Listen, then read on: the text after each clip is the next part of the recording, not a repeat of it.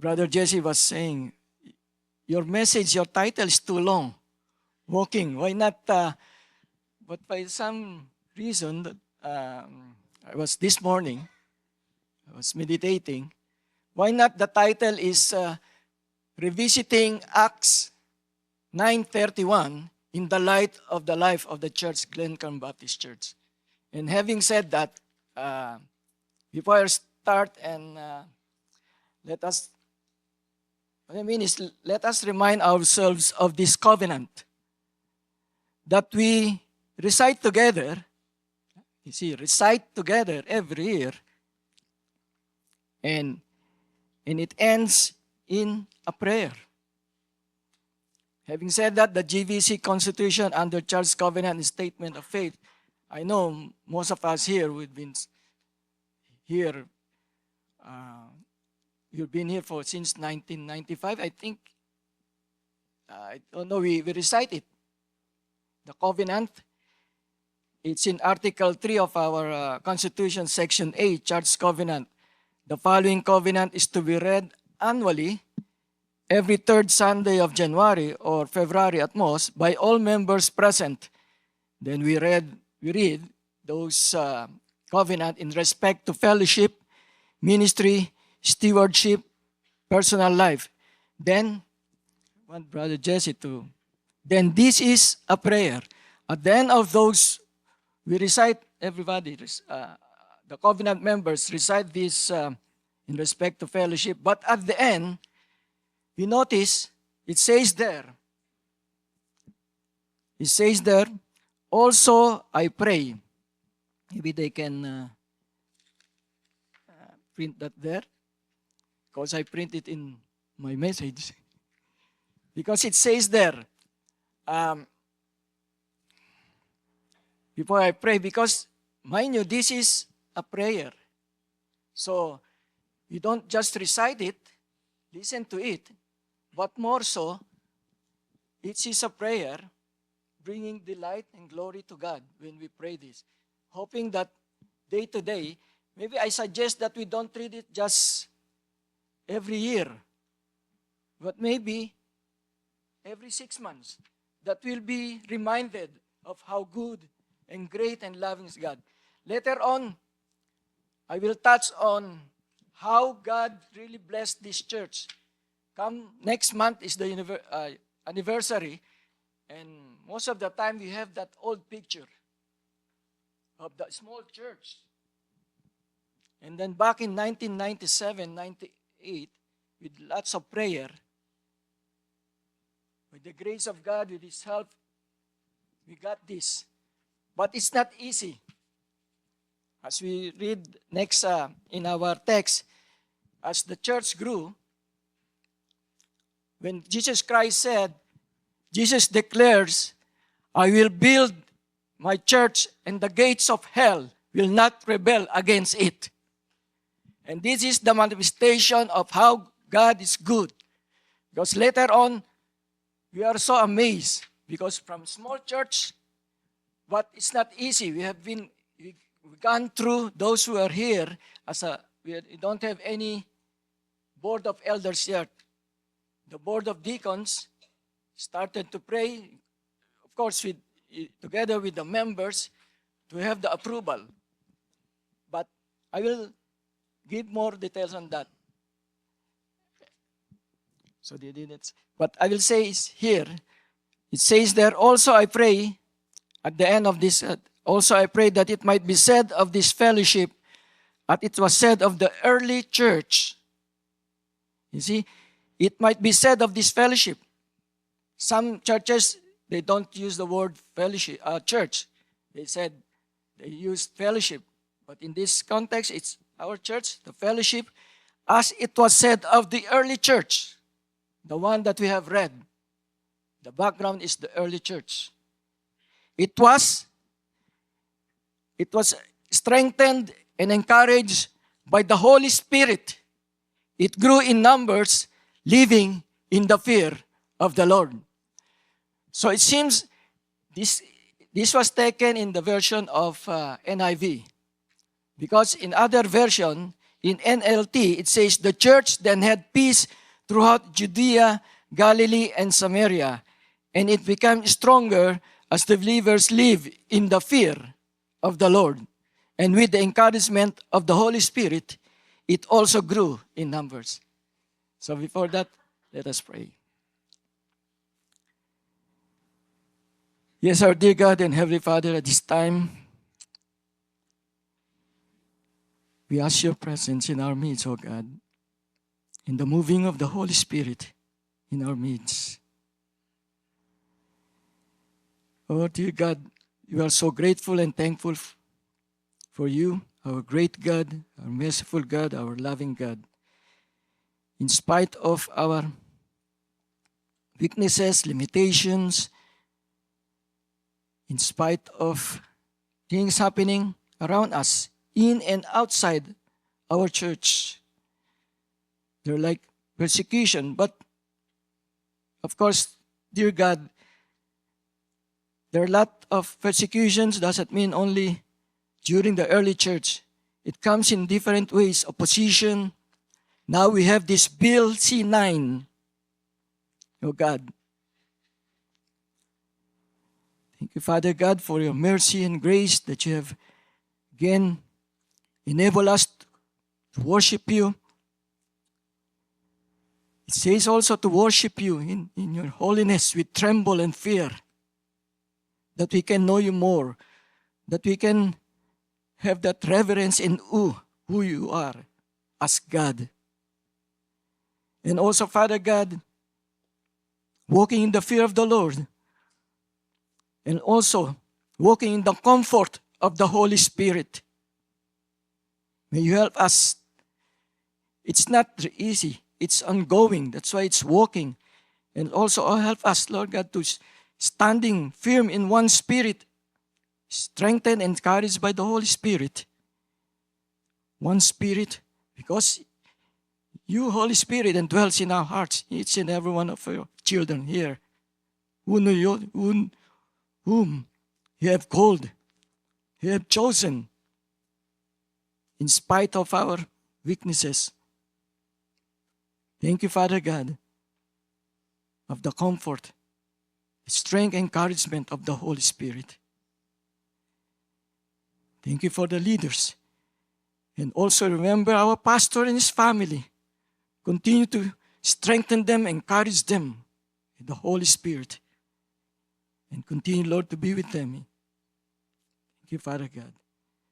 And we are very careful to bring back all the praises and honor and glory to you. In Jesus' name, pray. Amen. Amen.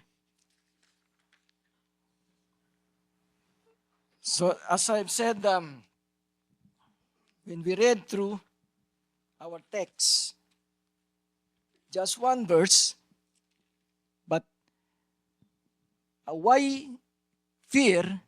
Comfort. Fear of the Lord, comfort of the Holy Spirit. If you'll ask, maybe some of us will, I just want the comfort instead of fear. Because fear is sometimes synonymous of afraid. But with the comfort, I just want the comfort. But we'll see why it says, the text says in the fear first. So let me read the background of this text. In Acts chapter 9, the early church was experiencing a period of intense growth. It means in numbers. When you read chapter 1 of Acts, it says, started in the upper room, they prayed with how many? 120 believers only. But God blessed the church tremendously, intense growth. From 120 through, they said only God added another 3,000. But if you're a mathematician, it should be added 120. It should be 3,120. And then God added another 5,000. And so forth. And it says there, so the church throughout all Judea and Galilee and Samaria had peace and was being built up. Prior to this, already Jesus declares, upon this rock I will build my church, and the gates of hell will not prevail against it. And this is the manifestation that Jesus Christ himself declared. Had peace and was being built up. Peace here is not necessarily total peace, because it's like temporary peace only. Because later on we'll see here that the church, although was experiencing a period of peace, in fact only temporary peace after severe persecution, notably after Saul's conversion. So if you read through the whole chapter of Acts 9, this is he says there, the conversion of Saul. It's not Paul yet, right? It says there, conversion of Saul, until God used him, and then from Saul to Paul. Then it's another sermon on this, the life of from Saul to Paul. But you'll see that from persecutor, Paul become now the persecuted. And later on in this book, like Brother Ramirez said, with the life of Paul, he continued to have that hardship, not only physical, when he said he was praying to God that remove the thorns of the flesh. He discussed all, he laid out all his hardships, beatings, persecution. And that's what mean that temporary. And right now, also, are we experiencing? No, not yet. We are sometimes here and there, we are experiencing persecution. As I've said, persecution is not only, we know that the early church have suffered so much physically. Stephen was stoned to death with the approval of the terror, Saul. When they heard the name Saul, he's branded like a terror. His name is it's synonymous to terror. So the church being built up. And now, not only that, so being built up is continuous. Right now we are still being built up by God. Not only, later on is, I'm not saying that numbers, but more so, I think God is being our character, the spirit of humility, obedience, and unity in our midst, in spite of. And here, it says the church being built up and now walking here is ongoing, continuous, like striving side by side. The theme in our men's retreat, they use also continue, standing firm in one spirit, in one mind, striving side by side. And hence here, walking in the fear of the Lord, in the comfort of the Holy Spirit. So first, walking in the fear of the Lord. So, first is, what's that word fear? Walking in the fear of the Lord. What does it mean? But prior to that, the word fear in the Hebrew language, Hebrew word, is yore. Yore. Meaning, no, that's the example of Timothy Keller, but the word fear in the Hebrew is meaning yore, meaning to be overwhelmed, in awe, in reverence. That's why it's Timothy Keller says, to fear the Lord biblically means to be in awe and wonder of His greatness and love. So again, the Hebrew word for fear, as used in the fear of the Lord, is yareh, which means to be overwhelmed, to revere, to be in awe. That's why Timothy Keller defines it, to fear the Lord biblically means to be in awe and wonder of His greatness and love.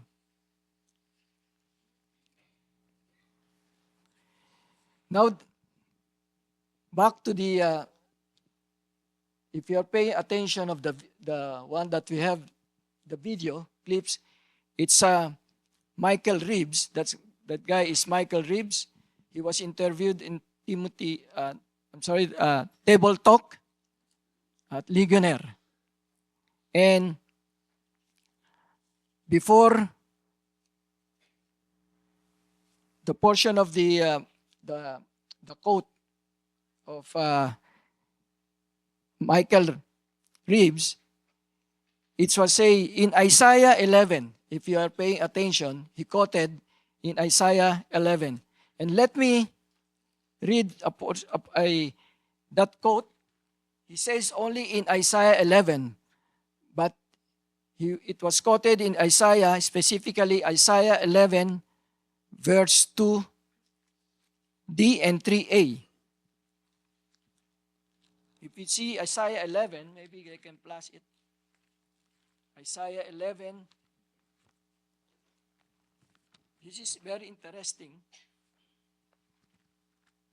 Isaiah 11:2, because it says there, the Spirit of the Lord. Okay, I'll just read it.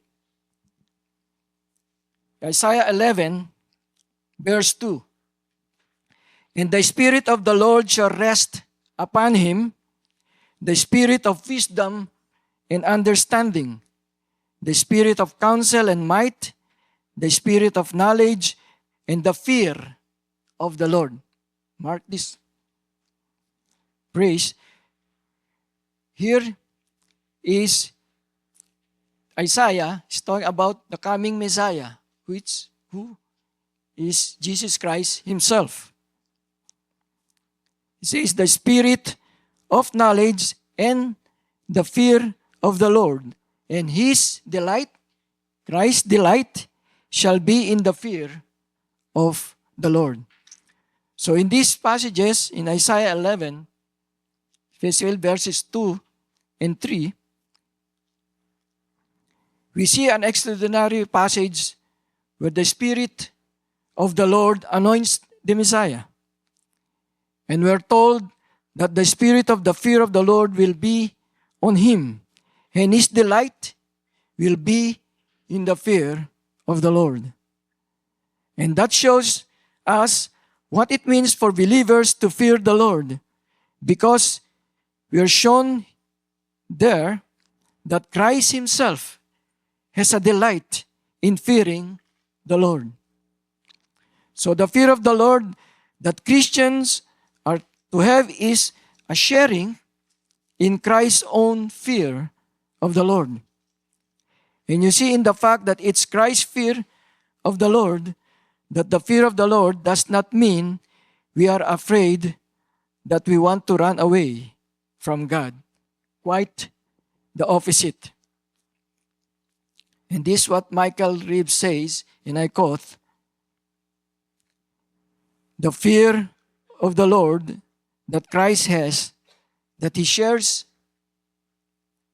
with believers, is a trembling wonder that falls down, facing toward God, not running from, but drawn to Him in adoration and wonder and trembling. So in Psalm 2, we read, rejoice and tremble. Actually, Psalm 2, verse 11, it was again, he didn't mention the specific like in Isaiah. It's chapter 11, verse 2. But in Psalm 2, verse 11, he quoted that one. It says in Psalm 2, verse 11, serve Him with reverential joy. We have that reverential joy. Serve the Lord with fear. In Psalm 2:11 says there, serve the Lord with fear and rejoice with trembling. That's in ESV. In NLT, it says, serve the Lord with reverent fear and rejoice with trembling. So we rejoice and tremble. The right reaction to knowing the living God is a rejoicing, trembling. The fear of the Lord is how we love God, our great, loving, gracious, merciful God, as God, and who He really is. He is. What can we get from this? Number one, He says there, it multiplied numbers. But first, the Spirit of the Lord anoints the Messiah.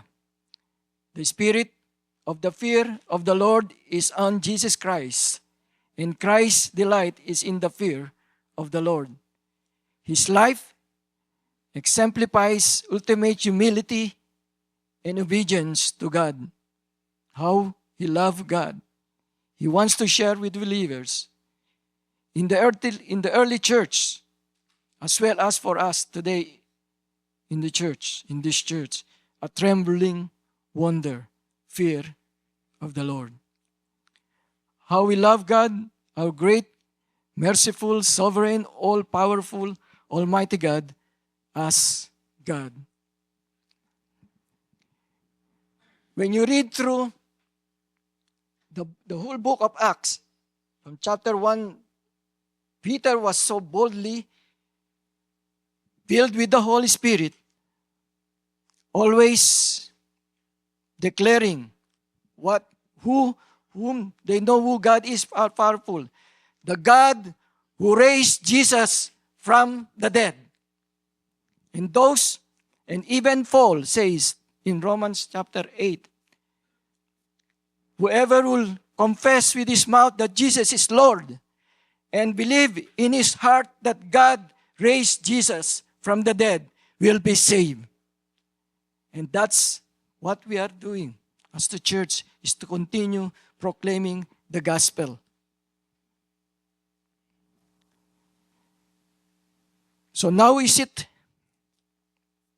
the numbers, the numerical growth, that these early believers were drawn to God in adoration and wonder and trembling, or who He really is as God?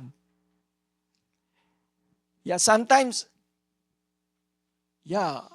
imagine how, praise God, that God is little by little adding souls. Praise God, the grace of God, with goodness and mercy, we are accepting members. And I was surprised. It's true. Those former members here, they've been there and reading those covenants. But praise God, have you noticed? God is bringing them back in our midst. So, by the way, don't get me wrong. Praise and thank God for the new members, souls that He's adding in our midst. As our pastor, Sonny, envisioned this church to be a gospel-centered one with the theme, share the gospel, show the gospel, serve with the gospel. And let us not forget, as the Apostle Paul exhorted the Corinthian church in 1 Corinthians 3:6, I planted, that's Paul, Apollos watered, but God gave the growth. So I was saying, back in, I don't know, 1990, we were here 1995. Yeah, I've seen a lot of, I say, challenges. Yeah, as I've said, we've been praying from the small church. That's why we have the logo.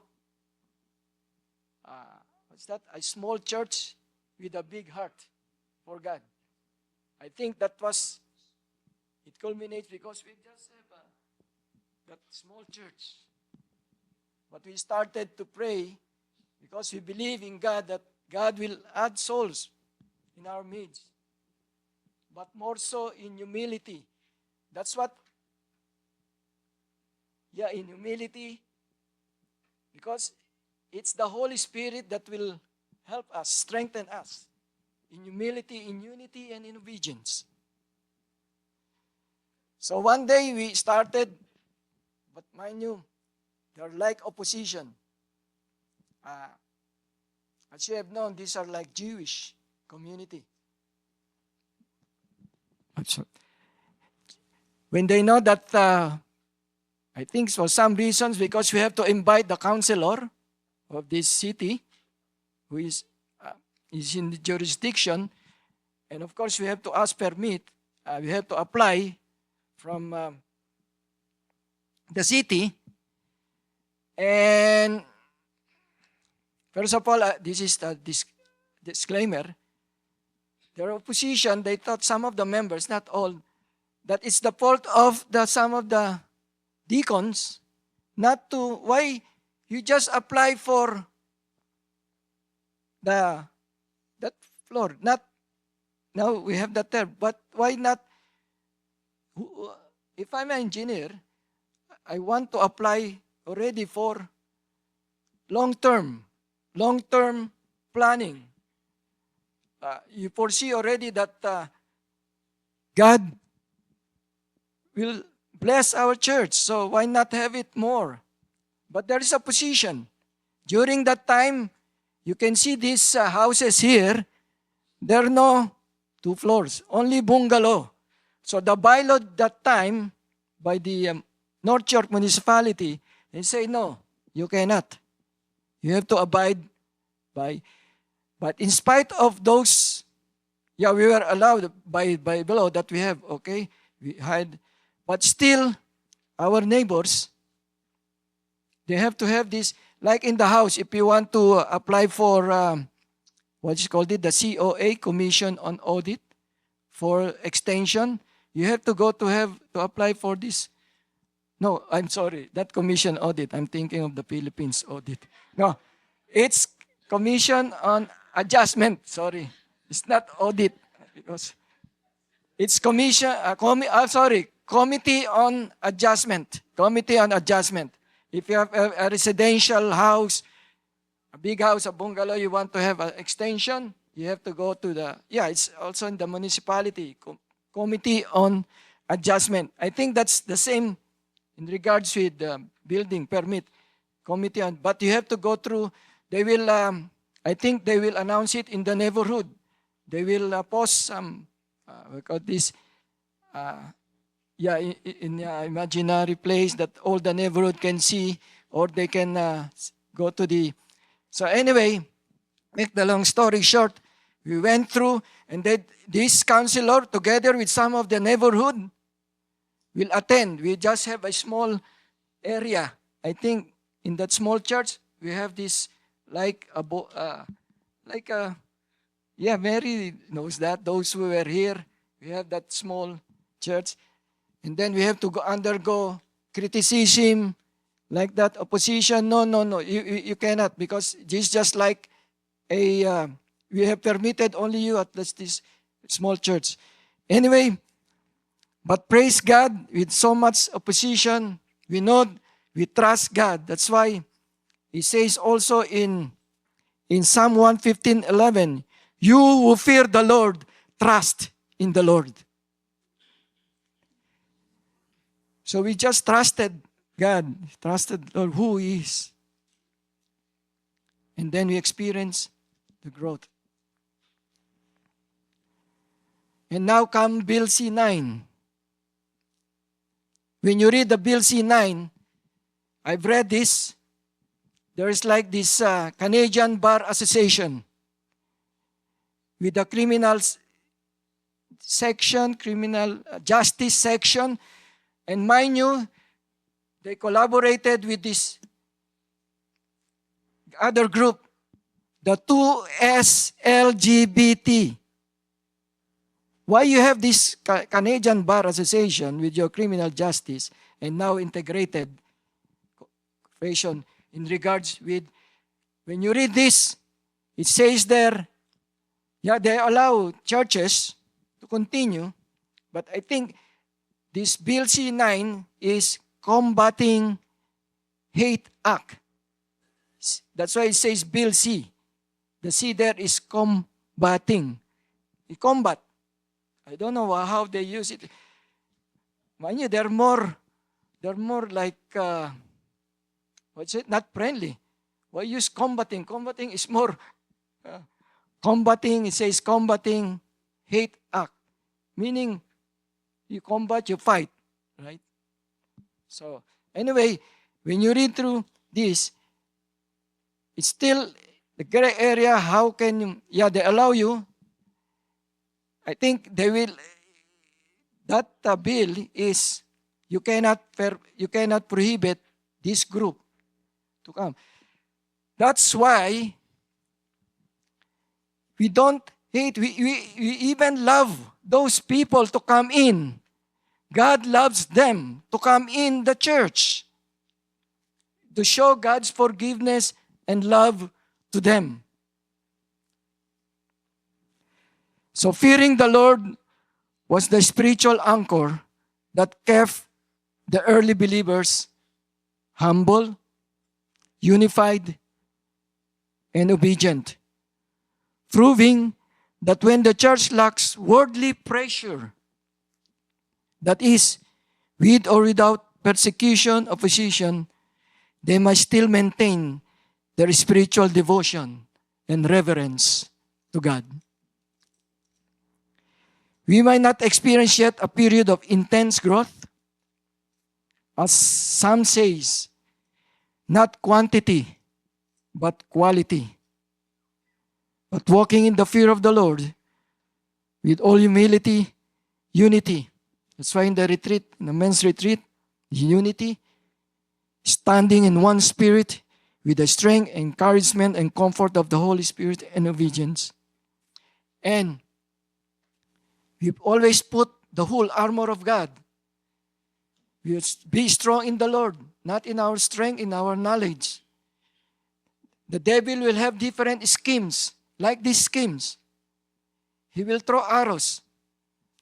I remember that imagery of that's why the whole armor of God has that shield, protect it from the arrows of the enemies.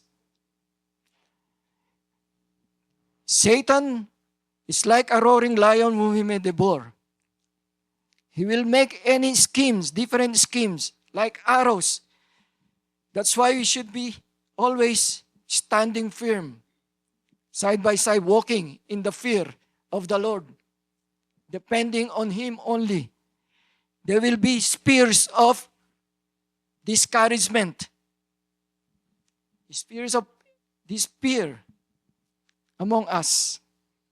But always remember that we are continuing walking in the fear of the Lord. Serve Him with reverential joy. Serve the Lord with reverent fear and rejoice with trembling. And letter B, walking in the comfort of the Holy Spirit.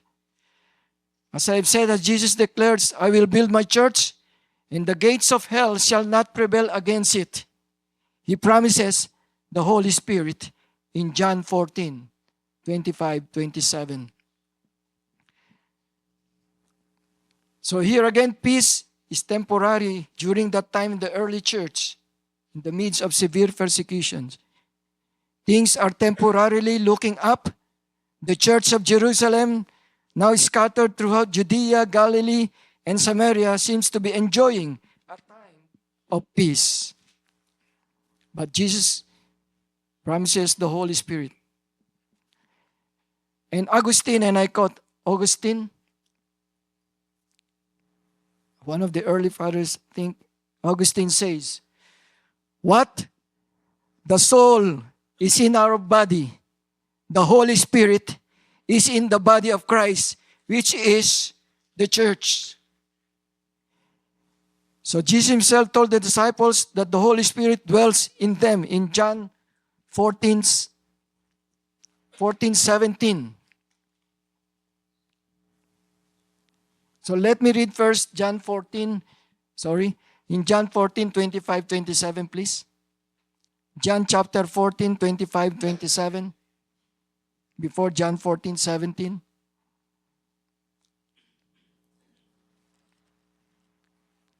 In John 14:25-27, I promise, I told Brother Jesse a while ago, or I think last Wednesday, if you're a mathematician, I think you have learned this from college. By the grace of God, you help me God that it will be only 2 points, A and B shorter. I always remember that in school, the instructor will say, what is the shortest distance between A and B? That's why my point only is point A and point B. What is the shortest distance between point A and point B? Yeah, straight line. So we'll be straightforward in this. Anyway, so it says there in John 14:25, these things I have spoken to you while I'm still with you. But the Helper, the Holy Spirit,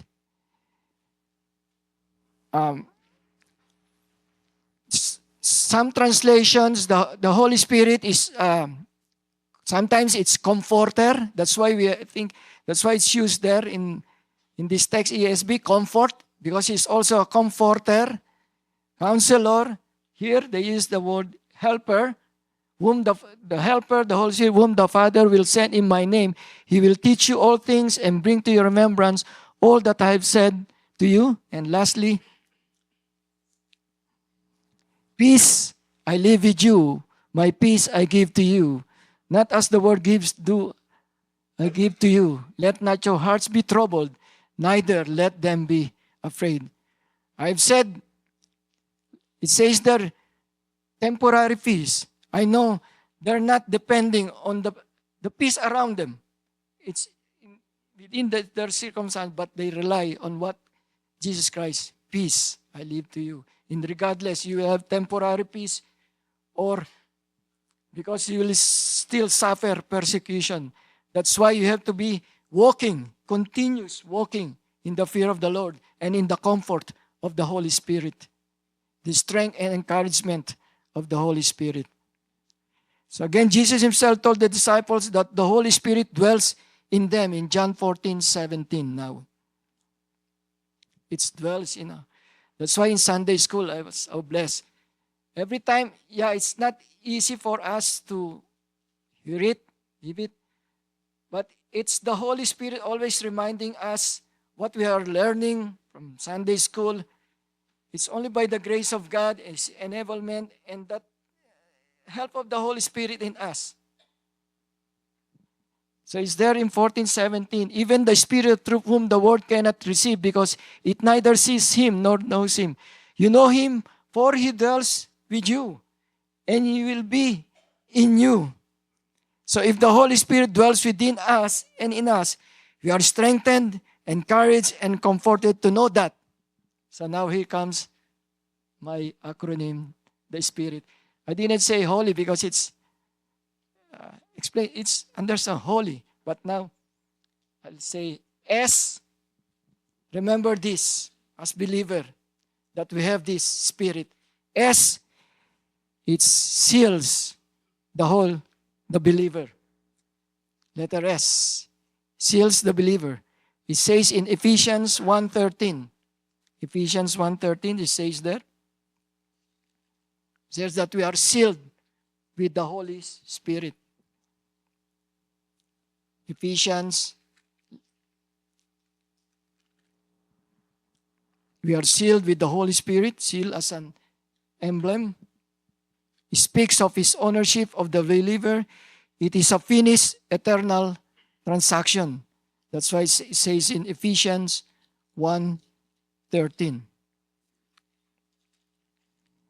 So let me read that. Ephesians 1:13 says there, in Him you also, when you heard the word of truth, the gospel of your salvation, and believe in Him, were sealed with the promise of the Holy Spirit, who is the guarantee of our inheritance until we acquire possession of it, to the praise of His glory. And secondly, letter P. Letter P produces fruit in the believer's life. You all know this, I think, by memory, by heart, in Galatians 5:22, 23.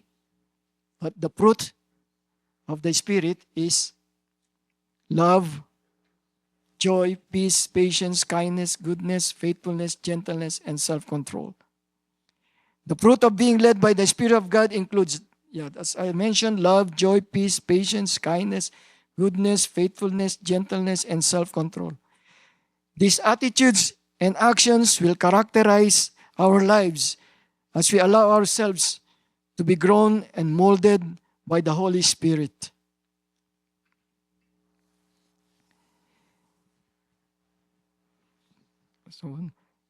Remember Johnny Erickson?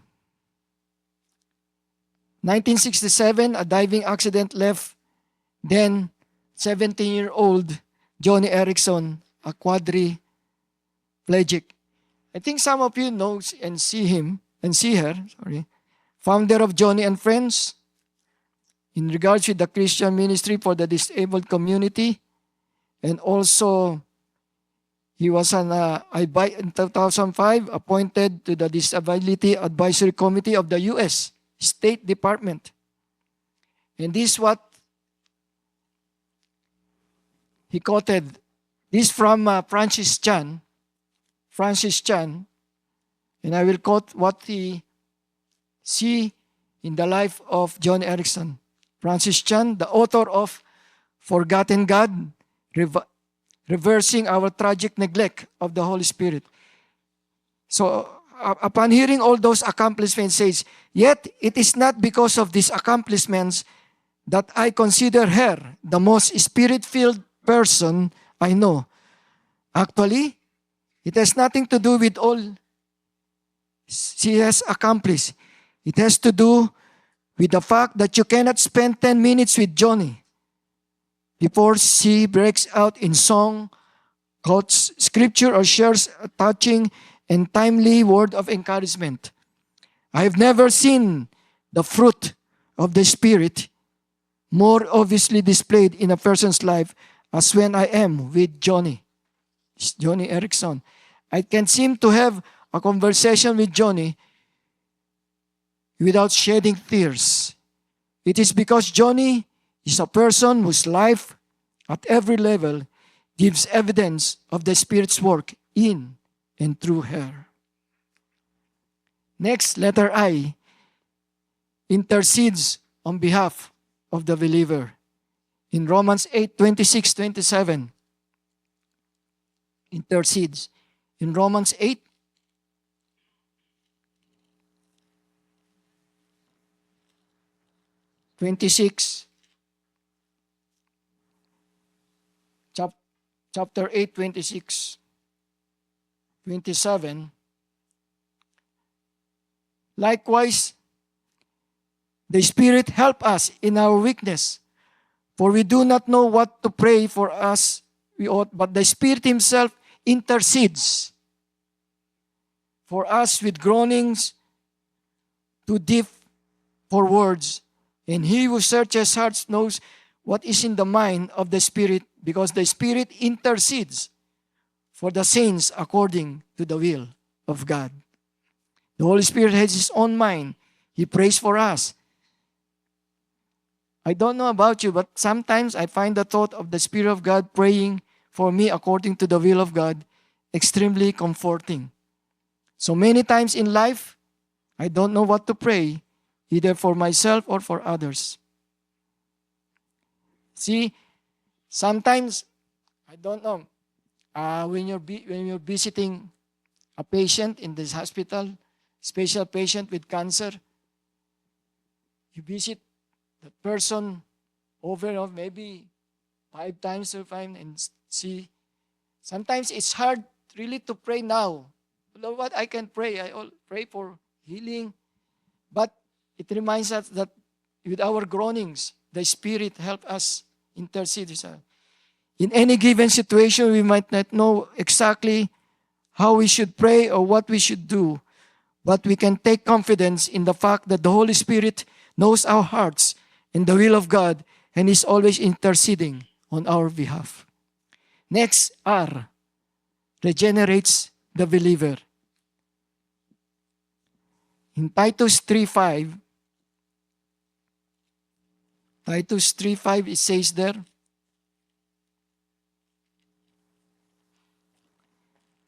this is Titus 3:5. He saved us not because of works done by us in righteousness, but according to His own mercy, by the washing of regeneration and renewal of the Holy Spirit, whom He poured out on us richly through Jesus Christ, our Savior. By the power of the Spirit, we put to death the misdeeds of the body. The Spirit sets us free from the sins we cannot get rid of on our own. He regenerates a believer.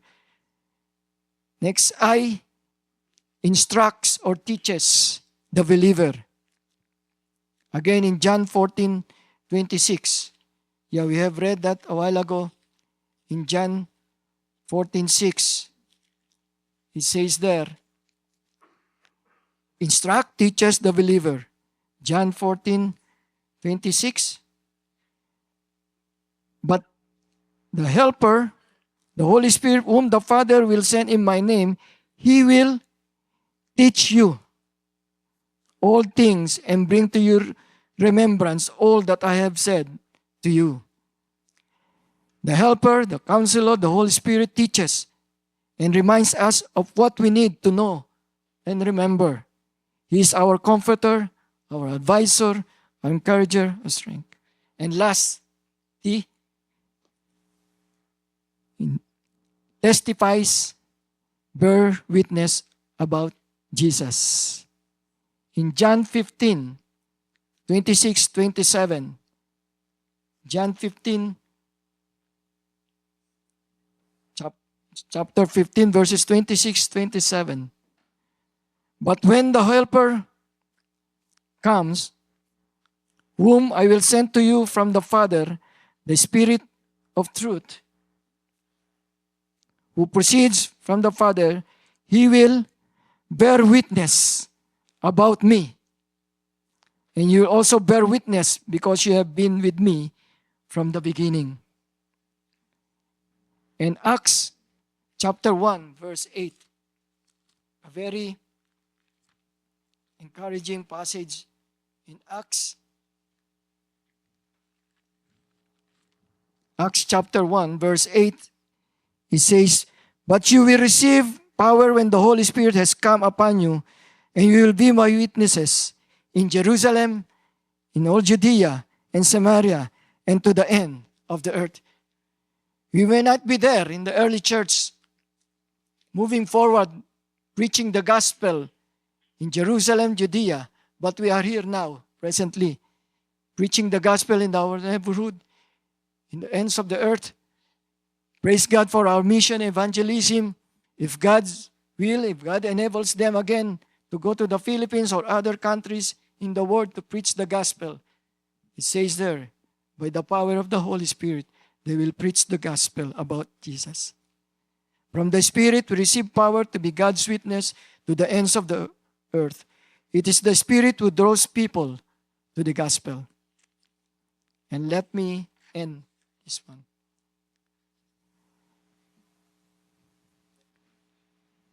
This is about a British statesman named Gladstone. And he was asked, what's the only fear that you have? He's well known back in the 1800 in England. This is what it says here. Another great British statesman, W.E.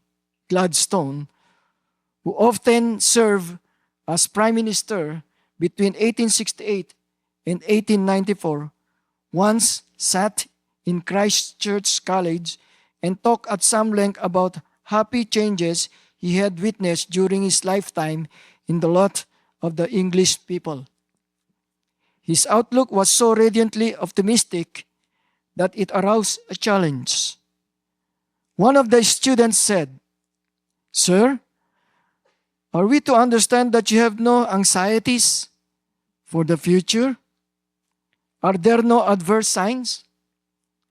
The grand old man of England answered slowly, "Yes, there's one thing that frightens me.